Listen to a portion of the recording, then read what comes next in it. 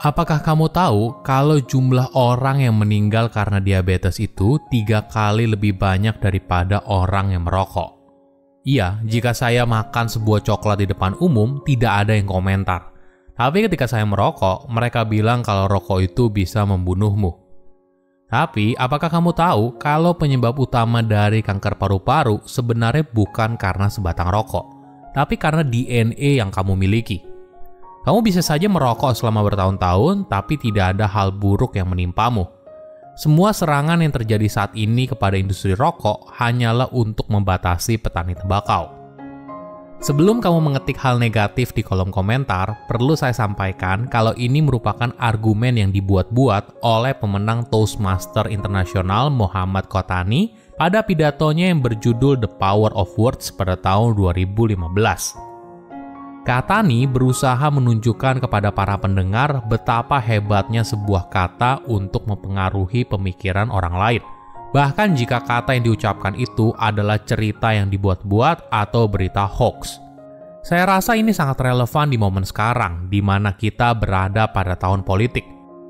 Banyak sekali informasi tersedia di internet yang tentunya belum tentu benar. Halo semuanya, nama saya Michael, selamat datang di channel saya, Sikutu Buku. Kali ini saya akan bahas betapa hebatnya sebuah kata-kata dalam mempengaruhi manusia. Sebuah kata jika disampaikan dengan cara yang tepat, maka bisa mengubah pemikiran seorang. Sebuah kata bisa mengubah kepercayaan seorang. Sebuah kata memiliki kekuatan untuk mengubah hidup seorang yang miskin jadi kaya. Tapi sebaliknya, sebuah kata bisa menghancurkan kebahagiaan orang lain. Sebuah kata bisa membuat seorang menerima atau menolak pesan yang ingin kamu sampaikan. Bahkan ketika kamu punya niat yang baik atau pesan yang positif, tapi menggunakan pemilihan kata yang salah, maka hal ini bisa membuat pesanmu ditolak atau parahnya terjadi miskomunikasi. Kotani mencontohkan ketika dirinya berbicara dengan anak laki-lakinya yang berusia 4 tahun. Seperti kebanyakan anak kecil lainnya, anak Kotani juga punya kebiasaan untuk mencoret-coret tembok dengan krayon. Hal ini membuat Kotani jengkel dan memarahi anaknya dengan bilang, Hei, apakah kamu bodoh? Jangan pernah lakukan itu lagi ya." Saat dia mempergoki anaknya sedang mencoret-coret tembok rumahnya dengan krayon. Tebak apa yang terjadi selanjutnya? Anak laki-laki itu mengulangi kebiasaan buruk tersebut. Ini yang perlu kita pahami. Tidak ada orang yang senang diancam. Tidak ada orang yang senang diintimidasi. Harga dirinya tidak akan membiarkan hal itu terjadi. Itulah yang membuat anak laki-lakinya mengulang kebiasaan buruk. Seminggu kemudian, Kotani menggunakan pendekatan yang berbeda.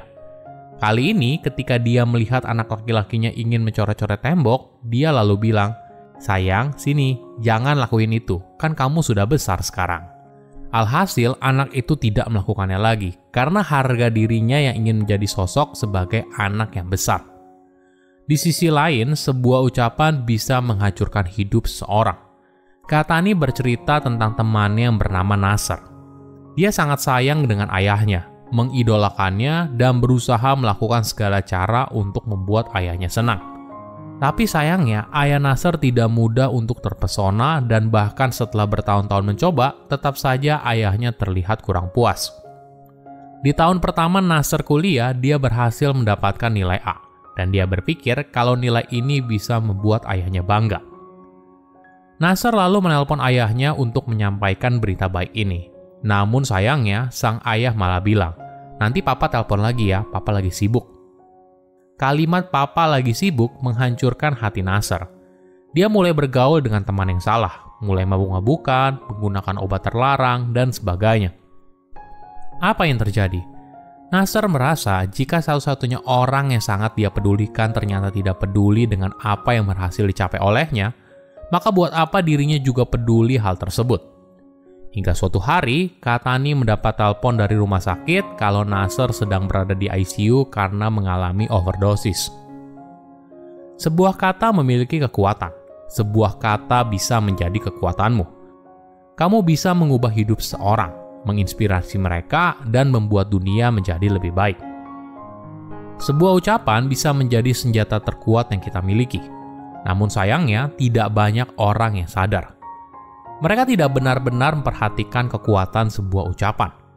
Seringkali kita berbicara tanpa berpikir. Kita mengucapkan sesuatu yang kemudian kita sesali. Sebuah kata yang terlontar karena emosi sesaat.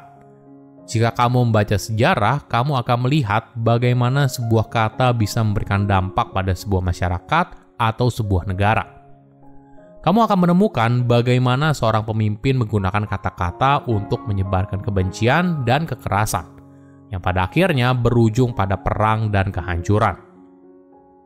Namun di sisi lain, ada juga pemimpin yang menggunakan kata-kata untuk menyebarkan cinta, kebaikan, dan penghargaan kepada sesama.